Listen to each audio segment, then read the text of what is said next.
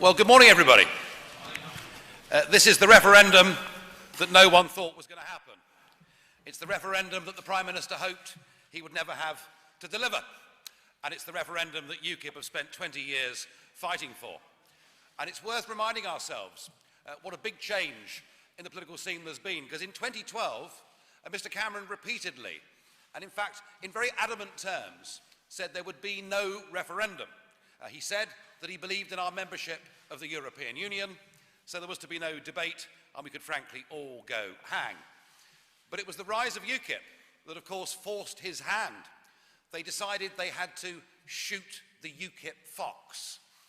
I've heard that phrase so many times it must be extinct by now, I would have thought. But Labour of course refused to meet this challenge, and they paid a very heavy price for it. Nobody could fail to notice that in the Midlands and the north of England, the Conservatives won a number of seats from Labour that would not have happened without the effect that UKIP had on the Labour Party.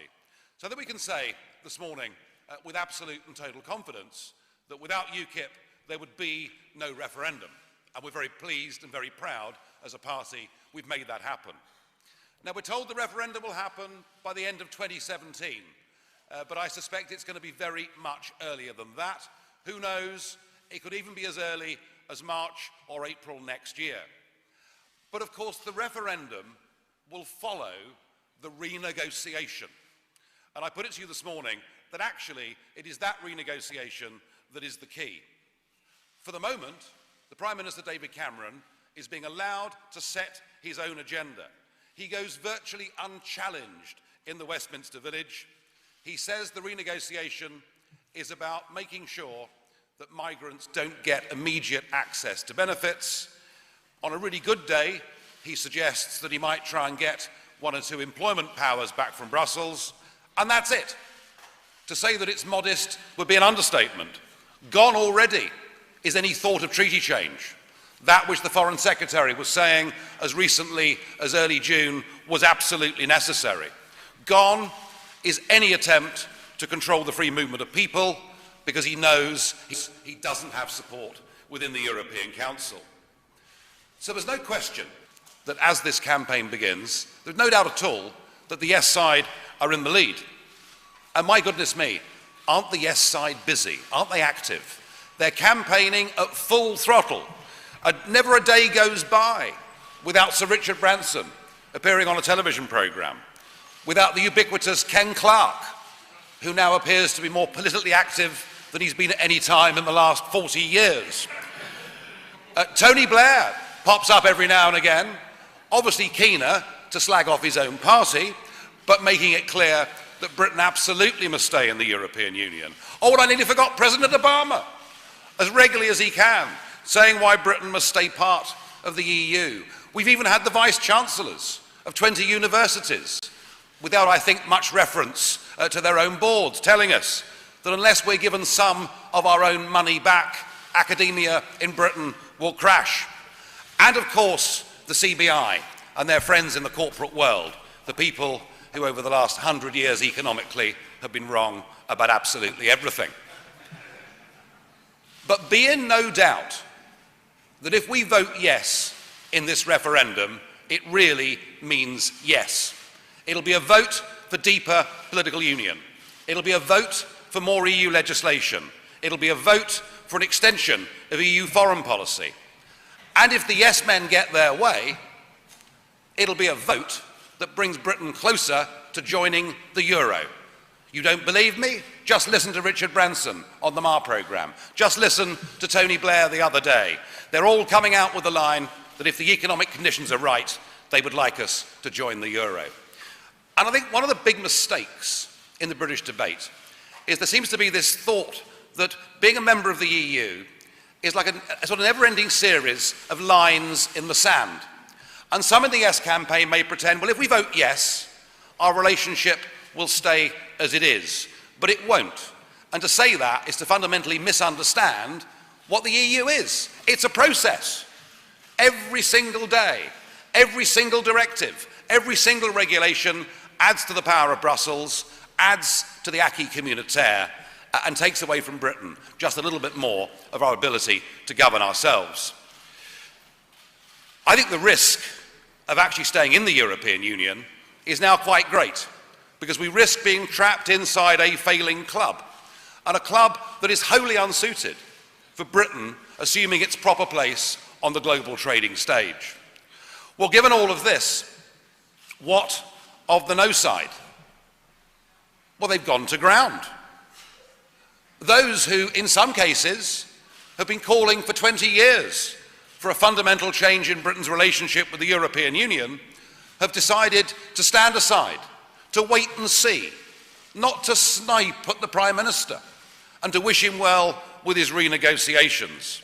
Well, I have to say that the no side needs to set the agenda for this renegotiation, because as an extensive opinion poll, which is being published as I speak, shows, the public priorities for this renegotiation are completely different to the ones that David Cameron has set.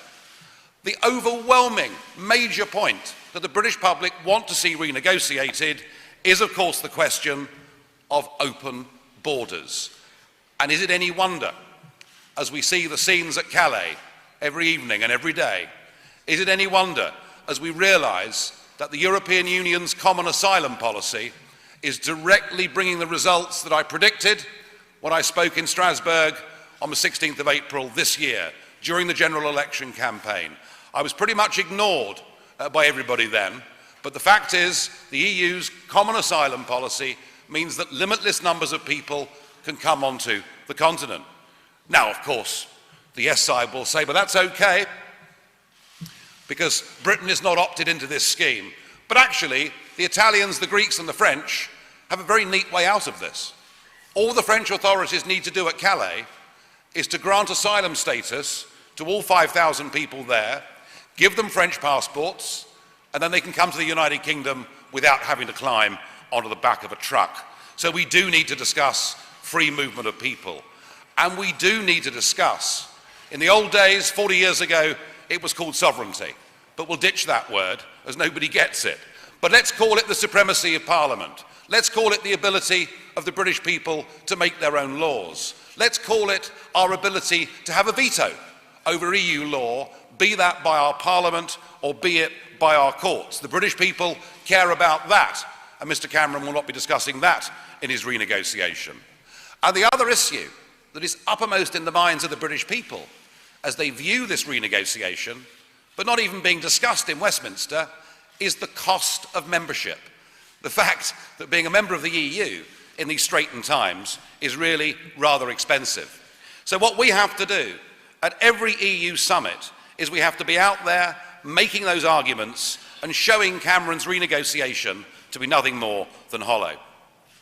Quite why these Eurosceptics in the Conservative Party have decided to say and do nothing, I don't know, and perhaps in many ways I shouldn't be surprised. My own faith in conservative Euroscepticism collapsed at the time of the Maastricht Treaty, when frankly those that had campaigned against it were too gutless to stand up against John Major.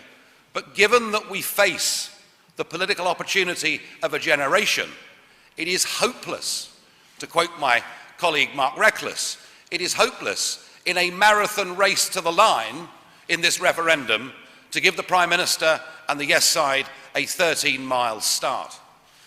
And even worse than that, there are some now amongst the Conservative Eurosceptic group who are urging a two-referendum strategy. They're beginning to make the argument that if we vote no in the first referendum, that is just a means by which we can renegotiate a better deal for Britain. Well, frankly, I view that as a counsel of despair and defeatism. It means that even if we did vote no in the referendum, the second referendum would be used as a means of keeping us in. And the message must be clear. No means no. That's what this referendum's about.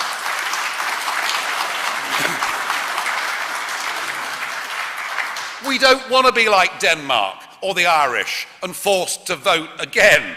We don't want to be like France or the Netherlands or Greece, where our referendum results are frankly just completely ignored. The British public deserve better. They deserve a simple, clear proposition.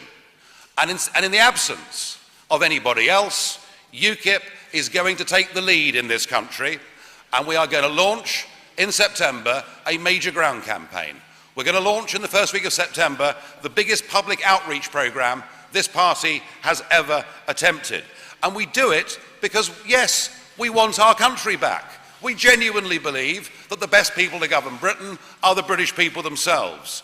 We're frankly not interested in a technical renegotiation of some of our terms of membership. And we'll do this, and we'll fight this campaign, confident in knowing that you don't need to be a member of the European Union in order to buy and sell widgets from each other.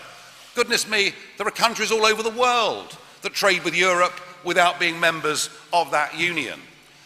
And any such renegotiation we can enter into with the absolute confidence that the United Kingdom is now the Eurozone's biggest export market in the world. It's in their interests to negotiate a quick trade deal even more than it is in theirs. And I quote Lord Digby Jones, the former Labour Trade Minister, who said Britain could have a free trade deal with the EU, signed and sealed within 24 hours. The German car manufacturing industry would demand nothing less.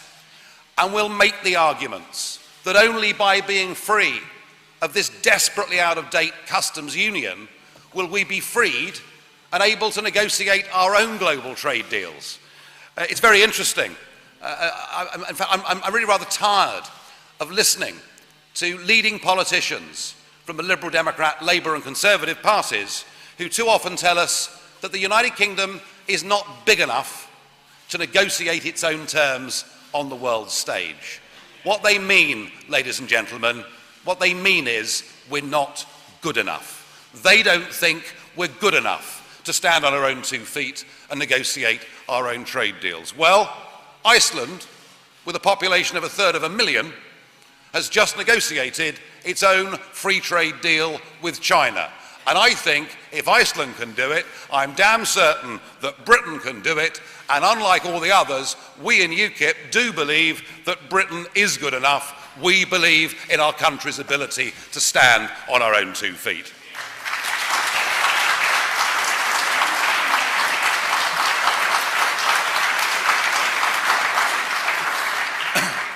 But important though all of those points are, about trade, about business, about excessive regulation, about the drawbacks of being stuck in a customs union, the only way we can win this referendum is if we have the courage to campaign on the issues that people really care about.